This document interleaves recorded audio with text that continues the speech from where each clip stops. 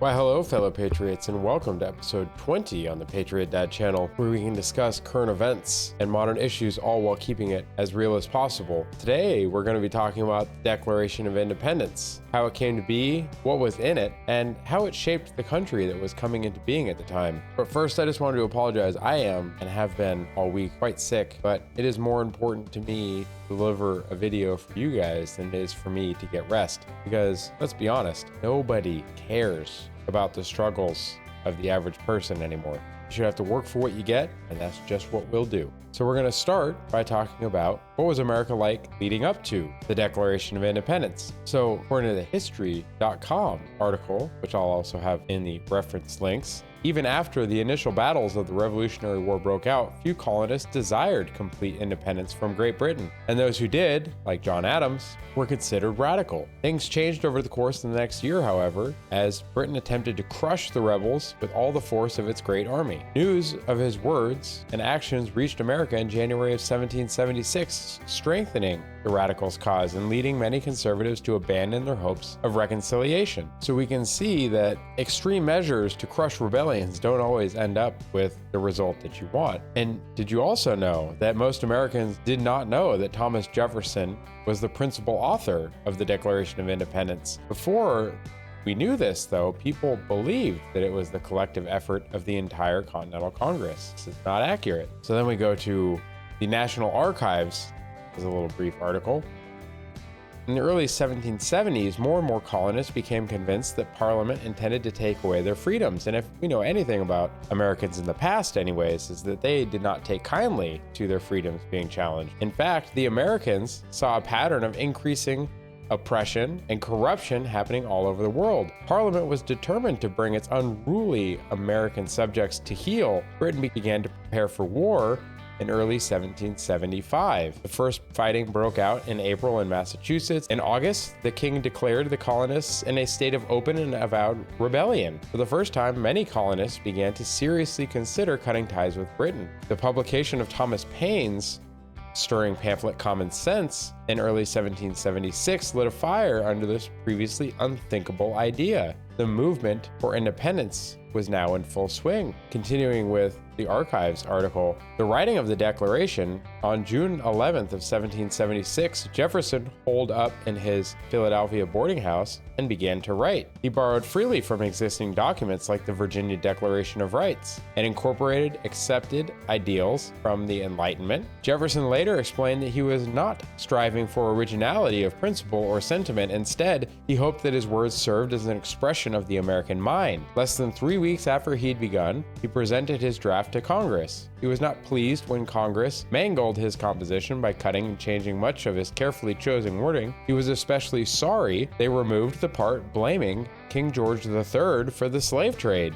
although he knew the time wasn't right to deal with that issue. So the Declaration, it was really designed for multiple audiences. It was designed for the King of Britain. It was designed for the colonists. It was designed for the rest of the world to read as well. It was also designed to do multiple things and multitask. Its goals were to rally the troops, win foreign allies, and announce the creation of a new country. The introductory sentence states the Declaration's main purpose: to explain the colonists' right to revolution. In other words, to declare the cause which impelled them to separation. Congress had proved the legitimacy of its cause. It had just defied the most powerful nation on earth. It needed to motivate foreign allies to join the fight. Now, I know that our country started this way, but now that we are the predominant power in the world, do we not see other countries rebelling against our meddling and making open statements to the world that they don't want us meddling there? It just seems weird to me that this cycle is kind of repeating, except we're now on the other side of it. So you have the four main parts of the Declaration. First is the preamble. These are the lines contemporary Americans know best. The preamble is what I was made to memorize when I was in elementary school. It's the part that most people think is the entire Declaration, and it's just part of it. We hold these truths to be self-evident, that all men are created equal, and they are endowed by their Creator with certain unalienable rights, that among these are life, liberty, and the pursuit of happiness. Not guaranteed happiness. You have every right to pursue it. These stirring words were designed to convince Americans to put their lives on the line for the cause. Separation from the mother country threatened their sense of security, economic stability, and identity. The preamble sought to inspire and unite them through the vision of a better life. The next section was a list of grievances. There was a list of 27 complaints against King George III constitute the proof of the right to rebellion. Congress cast the causes which impel them to separation in universal terms for an international audience. Join our fight, reads the subtext, and you join humankind's fight against tyranny. So you can see there we were trying to recruit international support to aid us against Great Britain. Then you have the Resolution of Independence. The most important and dramatic statement comes near the end. And unfortunately, this is not part that we are taught about on a regular basis. That these united colonies are, and of right ought to be, free and independent states. It declares a complete break from Britain and its king and claims the powers of an independent country. Now, this is new to the world. Never had a colony that I know of. I could be wrong, and if I am, feel free to drop a comment and tell me which one it is. But where the colony just straight up said, nope, we're good, we're on our own, bye. I mean, countries have withdrawn from other countries and abandoned colonies, but to just have the entire colony say, bye, this was new. So on July 2nd of 1776, Congress voted to declare independence. 2 days later, it ratified the text of the Declaration. John Dunlap, official printer to Congress, worked throughout the night to set the Declaration in type and print approximately 200 copies. These copies, known as the Dunlap broadsides, were sent to various committees, assemblies, and commanders of the Continental troops. The Dunlap broadsides weren't signed, but John Hancock's name appears in large type at the bottom. One copy crossed the Atlantic, reaching King George III months later. Again, they didn't have the internet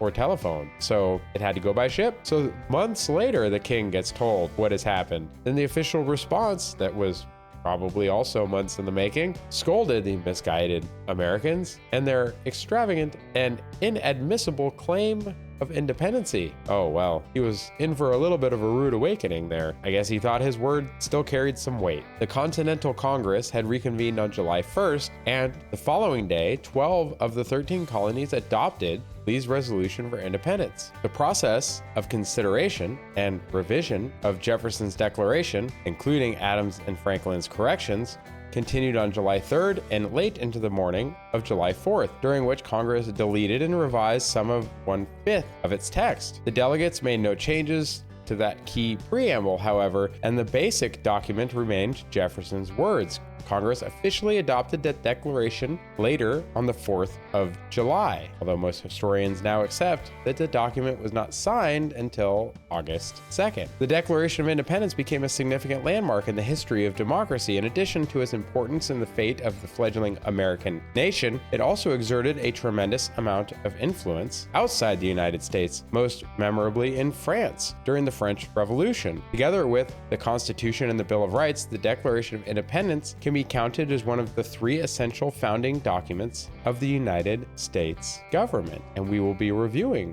the other ones as well. Now, I've actually put a link to the full transcript from the National Archives of the Declaration, and I highly encourage you to read it. It is quite an interesting document. As they stated before, there are 3 main parts, and I might have said 4, but 3. There is the preamble, the list of grievances. But you know what? I want to conclude today by reading. So after concluding the list of grievances, it continues.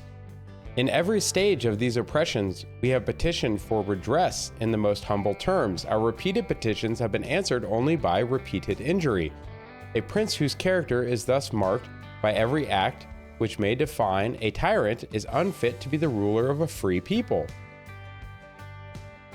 Nor have we been wanting in attentions to our British brethren. We have warned them from time to time of attempts by their legislature to extend an unwarrantable jurisdiction over us. We have reminded them of the circumstances of our emigration and settlement here. We have appealed to their native justice and magnanimity, and we have conjured them by the ties of our common kindred to disavow these usurpations which would inevitably interrupt our connections and correspondence. They too have been deaf to the voice of justice and of consanguinity. We must therefore acquiesce in the necessity which denounces our separation and hold them as we hold the rest of mankind, enemies, in war, in peace, friends. We therefore, the representatives of the United States of America, in General Congress assembled, appealing to the Supreme Judge of the world for the rectitude of our intentions, do in the name and by authority of the good people of these colonies solemnly publish and declare that these united colonies are, and of right ought to be free and independent states, that they are absolved from all allegiance to the British Crown, and that all political connection between them and the state of Great Britain is and ought to be totally dissolved, and that as free and independent states they will have full power to levy war, conclude peace, contract alliances, establish commerce, and to do all other acts and things which independent states may of right do. And for the support of this declaration, with a firm reliance on the protection of divine providence, we mutually pledge to each other our lives, our fortunes, and our sacred honor. The interesting thing about the men of this time, the author, Thomas Jefferson, at the time of writing was 33. Quite the young man. Most people nowadays at 33 years old, you would not think of them writing such words or taking such action in defiance of a world superpower. We just don't make men like this anymore. We don't talk like this anymore. We don't converse or interact like this anymore. And I think that's kind of a shame. I think we lost something when we stopped being more eloquent. Maybe we can rebuild our communities better and with larger vocabularies. We'll have to see in the future, but help us out. Have kids and raise them well. Thank you for watching this video. If you enjoyed it, please give it a thumbs up and leave a comment below. If you want to see more like it, please subscribe to the channel and hit the little bell icon to be notified when I upload new content. Please share the video with friends, family, church members, co-workers, and whoever else you might think would want to see it. And leave a comment if you want to recommend a future topic. Following today's topic, next week we will be looking at Article 1 of the US Constitution. I wanted to take a week for each of the articles of the Constitution because they are so crucial in how our government functions, and understanding each part of the government is critical. And I might just add an extra week in there for the Bill of Rights at the end. I think that's a good idea. Well, everyone, take care. Have a great rest of your week. God bless, and bye for now. Go ahead and check out one of the links on the screen now to either subscribe to the channel and see the rest of the videos of the channel, or one of the carefully selected videos that you may wish to see that YouTube has used its algorithm to select for you.